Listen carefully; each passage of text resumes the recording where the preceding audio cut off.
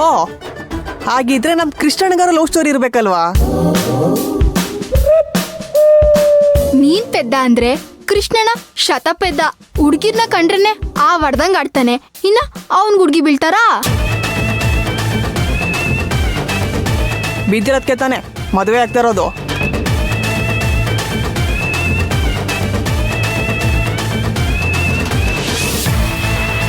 ನಿಮ್ಮಪ್ಪ ಹೇಳಿದ ಥರ ನಾಳೆ ನಮ್ಮ ಮಕ್ಕಳಿಗೆ ಮೊಮ್ಮಕ್ಕಳಿಗೆ ಹೇಳಕ್ಕೆ ನಮಗೂ ಒಂದು ಲವ್ ಸ್ಟೋರಿ ಬೇಡವಾ?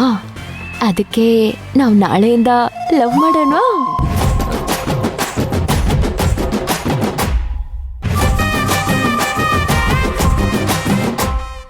ನಾಳೆ ನನ್ನ ಮದ್ವೆ ಇಟ್ಕೊಂಡು ಈ ಮನೆಯಲ್ಲಿ ಚಾಕ್ರಿ ಮಾಡ್ಕೊಂಡು ಬಿದ್ದಿರೋಳು ನನ್ನೊಬ್ಳೆ ಅನ್ಸುತ್ತೆ. ಏನಾಗಿದ್ಯಾ ನಿನ್ಗೆ? ಒಳ್ಳೆ ದೆವ್ವ ಮೆಟ್ಕೊಂಡಿರೋರ್ ತರ ಆಡ್ತಾಳೆ. ನಿಧಾನ ಗಿಡಕ್ಕೆ ಕೈ ಸೌದೋಗಿದ್ಯಾ ನಿನ್ಗೆ?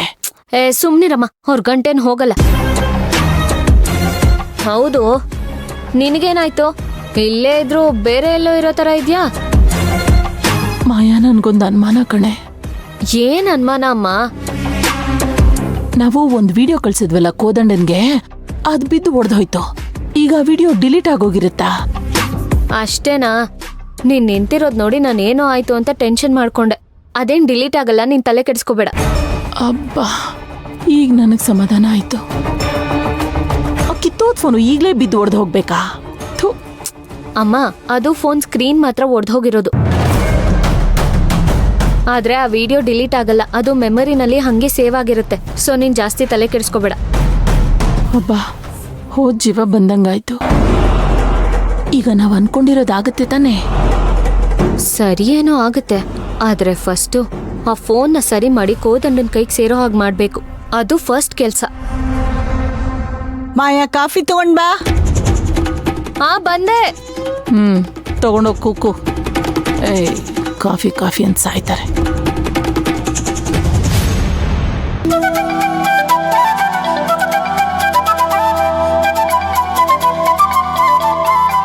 ರೀ, ಮಾಯನ್ ಕರ್ಕೊಂಡು ಹೋಗೋದು ಕೇಳಣ್ವಾ? ಓಕೆ. ಅಯ್ಯಪ್ಪ, ಏನ್ ಬಿಸಿ ಇದೆ ಇದು.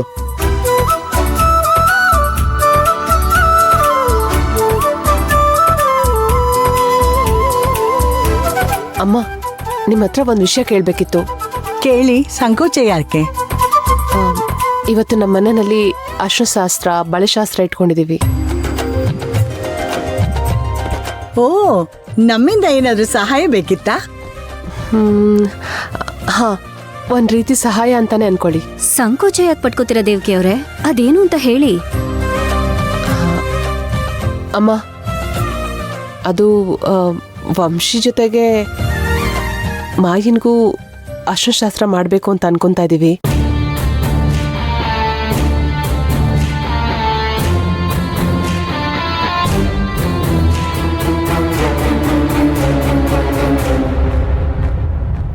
ನಿಮಗೆ ಒಪ್ಪಿಗೆ ಇದ್ರೆ ನಮ್ಮ ಜೊತೆಗೆ ಮಾಯನ್ ಕರ್ಕೊಂಡು ಹೋಗ್ಬೋದಾ?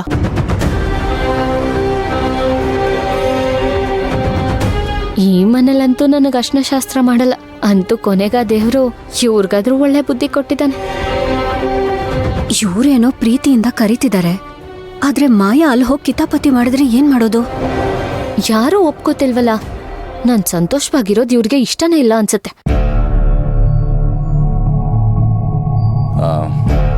ನೀವು ಹೇಳಿದ್ ಕೇಳಿ ತುಂಬಾ ಖುಷಿ ಆಯ್ತು. ಮಾಯಾ ಒಪ್ಕೊಂಡ್ರೆ ನಮಗೇನೋ ಅಭ್ಯಂತರ ಇಲ್ಲ.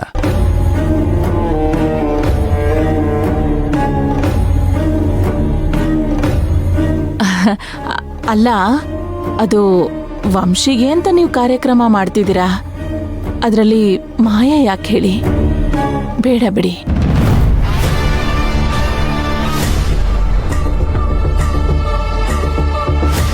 ಇಲ್ಲ ಇಲ್ಲ, ನಾವು ವಂಶಿಗೆ ಅಂತ ಮಾತ್ರ ಮಾಡಿಲ್ಲ. ಮಾಯನ್ಗೂ ಅಶ್ವಶಾಸ್ತ್ರ ಮಾಡಬೇಕು ಅಂತಾನೆ ಇಬ್ಬರಿಗೂ ಸೇರಿಸಿ ಏರ್ಪಾಡು ಮಾಡಿದೀವಿ. ಅದ್ರ ಬಗ್ಗೆ ನೀವೇನು ಯೋಚನೆ ಮಾಡಬೇಡಿ. ಅತ್ತೆ, ಅವರಷ್ಟು ಕೇಳ್ಕೊತಾ ಇದ್ದಾರೆ, ಒಪ್ಕೊಳ್ಳಿ.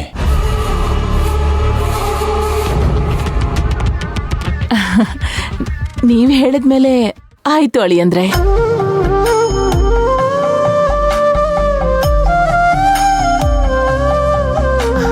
ಮಾಯಾ, ನಿನಗ್ ಒಪ್ಪಿಗೆ ಇದೆ ಅಲ್ವಮ್ಮ? ಆಮೇಲೆ ಈಗಿನ ಕಾಲದ ಮಕ್ಕಳು ನೋಡಿ, ಅದೇನೋ ಸಂಗೀತ ಕಾರ್ಯಕ್ರಮ ಮಾಡ್ತೀವಿ ಮದುವೆಗಿಂತ ಮುಂಚೆ ಅಂತ ಹೇಳಿದ್ರು. ಅದಕ್ಕೂ ನಾವು ಒಪ್ಕೊಂಡ್ಬಿಟ್ಟಿದೀವಿ. ದಯವಿಟ್ಟು ತಾವೆಲ್ಲರೂ ಆ ಕಾರ್ಯಕ್ರಮಕ್ಕೆ ಬಂದ್ಬಿಡಿ. ಅಂತೂ ಈಗ ಈ ಮನೆಗೆ ಮದುವೆ ಕಳೆ ಬರ್ತಾ ಇದೆ. ನಾನು ಈಗಲೇ ಹೋಗಿ ರೆಡಿ ಆಗ್ತೀನಿ. ಲೋ ಇಷ್ಟೋಷ್ಟು ಬೇಡ ಕಣೋ, ಅದಿನ್ನ ಇರೋದು ಸಂಜೆ. ಲೈ, ನಾನು ರೆಡಿ ಆಗ್ತೀನಿ ಅಂದ್ರೆ ನಿನ್ಗೆ ಯಾಕೆ ಹೊಟ್ಟೆ ಉರಿ? ಲೋ ನಮ್ಗೆ ಯಾಕೋ ಹೊಟ್ಟೆ ಉರಿ? ಸಂಗೀತ್ ಪ್ರೋಗ್ರಾಮ್ ಆದ್ಮೇಲೆ ನಿಮ್ ಎಂಟ್ರಿ. ಹಾ. ಬಳೆ ಶಾಸ್ತ್ರ ಅರ್ಶಿನ ಶಾಸ್ತ್ರಕ್ಕೆಲ್ಲ ನಿಮ್ ಎಂಟ್ರಿನೇ ಇಲ್ಲ. ಬರೀ ನಾವ್ ಮಾತ್ರ ಮಾಡ್ಕೊಳ್ಳೋದು. ಹೌದಾ? ಹೌದು. ಸಂಪ್ರದಾಯದ ಪ್ರಕಾರ ಅಂತರ್ಪಟ ಇಳಿಸಿದ್ಮೇಲೆನೆ ಗಂಡು ಹೆಣ್ಣು ಒಬ್ಬರನ್ನೊಬ್ಬರು ನೋಡ್ಬೇಕು. ವಾ. ಹಾಗಾಗಿ ಅಶ್ರು ಶಾಸ್ತ್ರಕ್ಕೆ ಗಂಡ್ ಮಕ್ಳು ಯಾರು ಬರೋ ಹಾಗಿಲ್ಲ.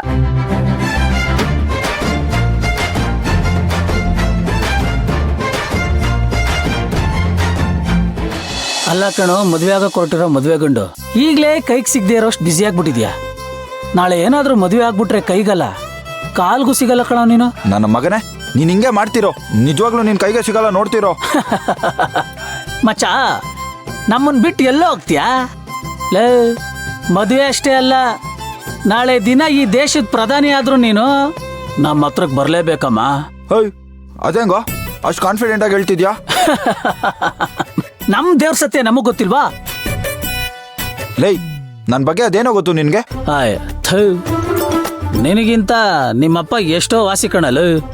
ಎಂತ ಅಪ್ಪನ ಹೊಟ್ಟೆಲಿ ಎಂತ ಮಗ ಉಟ್ಬಿಟ್ಟಪ್ಪ, ಹುಲಿ ಹೊಟ್ಟೆಲಿ ಹಿಲಿ ಉಟ್ದಂಗೆ. ಹಾ, ನಮ್ಮಪ್ಪನ ಅವ್ರೇನೋ ಮಾಡೋರು ಅಂತದ್ದು.